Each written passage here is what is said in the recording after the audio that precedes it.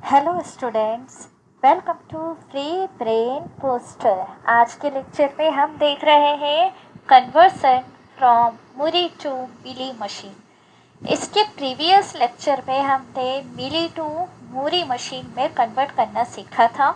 अगर आपने अभी तक वो लेक्चर नहीं देखा है तो सबसे पहले आप मिली को मूरी मशीन में कन्वर्ट करना सीखें। वहाँ पर जो हमने कन्वर्ट करके रिजल्ट तैयार किया था पूरी मशीन का, उसी रिजल्ट को हम एज अ क्वेश्चन यूज़ कर रहे हैं यहाँ पर वापस से मिली मशीन में कन्वर्ट करने के लिए। तो यहाँ मैंने उसकी टेबल को लिया हुआ है।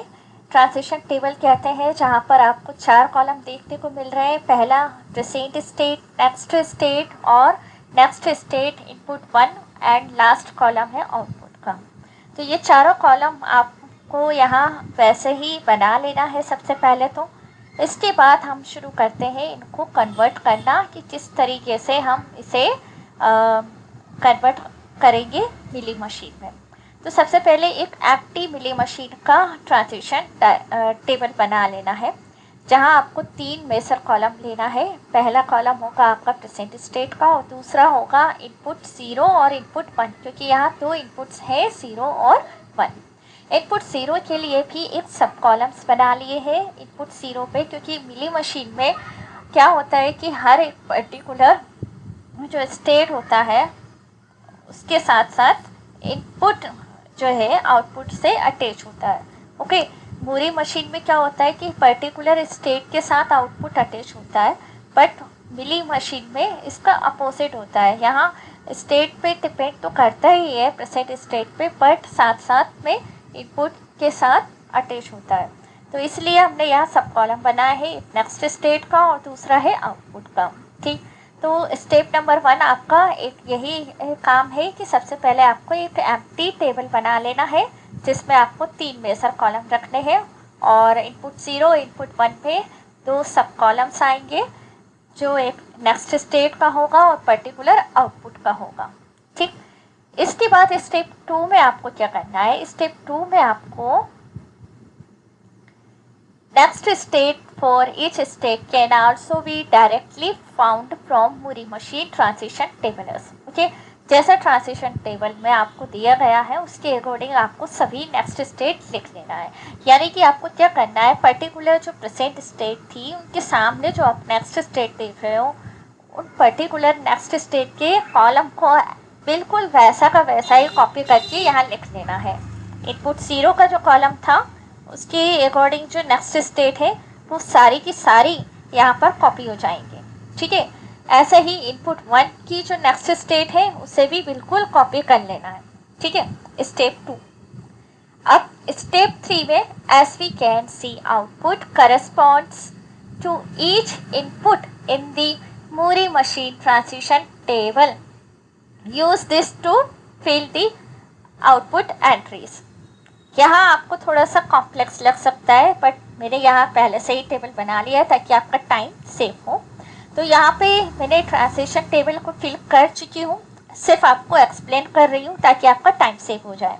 ठीक, तो टाइम सेव करने के लिए ही मैंने यहाँ पर ये काम किया है। आप देखिए ध्यान से देखना है आपको। हमने नेक्स्ट स्टेट फिल कर ली थी, अब यहाँ आउटपुट में क्या आएगा।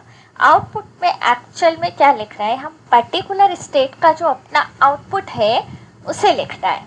ठीक है, तो यहाँ देखिए नेक्स्ट स्टेट पे आ रहे हैं। नेक्स्ट स्टेट Q10 है। Q10 का आउटपुट यहाँ से चेक करना है। Q10 स्टेट का आउटपुट 0 था, इसे यहाँ लिख लेना है। ऐसे ही नेक्स्ट स्टेट Q0 थी Q20 में, तो Q20 का आउटपुट क्या है, 0 है, इसे लिख लेना है। ओके, Q10 का आउटपुट क्या है, Q10 का आउटपुट था 0, लिख लिया। Q21 का आउटपुट क्या है, 1, लिख लिया। Q10 Q21 बिल्कुल वैसा ही रहेगा जो ऊपर था। ठीक है, कोई बदलने वाला नहीं है कि Q10 1 जनरेट कर देगा। Q10 का आउटपुट 0 ही था, ठीक, और Q21 का आउटपुट 1 ही था। ऐसे ही Q20 में देखिए, Q20 का आउटपुट 0 है। ध्यान से नेक्स्ट स्टेट को देखना है। Q11 का आउटपुट 1 है, Q20 का आउटपुट 0 है। ऐसे ही यहाँ पर देखेंगे Q11 का आउटपुट 1 है, जो पहले से ही यहाँ पर हमने लिखा हुआ था कि Q11 का आउटपुट 1 है, Q20 का आउटपुट 0 है। तो आपको यहाँ समझ में आ रहा होगा कि मैं क्या कर रही हूँ। एक्चुअल में आपको यहाँ नेक्स्ट स्टेट का जो आउटपुट है इस ट्रांजिशन टेबल से लिखना है, ठीक है। तो नेक्स्ट स्टेट जो है Q10 है, और Q10 क्या आउटपुट दे रही थी, 0 दे रही थी, तो वो यहाँ लिख लेना है। ऐसे ही यहाँ पर देखिए Q21 में नेक्स्ट स्टेट है इनपुट 1 में, नेक्स्ट स्टेट Q20 के लिए Q20 जो है क्या आउटपुट दे रही है, 0, तो इसे यहाँ लिख लेना। इस तरीके से सारे आउटपुट को हमने फिल कर लिया है। अब फिल करने के बाद हमको क्या देखना है कि सेम ट्रांजिशन और सेम आउटपुट देखने को मिल रहा है क्या किसी पर्टिकुलर स्टेट से। तो यहाँ देखिए Q10 और Q11 सेम ट्रांजिशन दे रही है और सेम आउटपुट भी दे रही है, तो इसे हम क्या कर लेंगे, इन दोनों को मिलाकर एक कर देंगे, ठीक है। और ऐसे ही Q20 और Q21 में भी है, ये भी सेम ट्रांजिशन और सेम आउटपुट दे रहे हैं, तो इनको भाई मर्ज कर लेंगे, ठीक है। या फिर एलिमिनेट भी कह सकते हैं कि इन दोनों में से एक स्टेट को एलिमिनेट कर दीजिए। Q10 Q11 में से एक एक रो एलिमिनेट हो जाएगा, यानी एक स्टेट को हटा देंगे, ठीक है। या तो इसे हटा देंगे या फिर Q10 को हटा देंगे।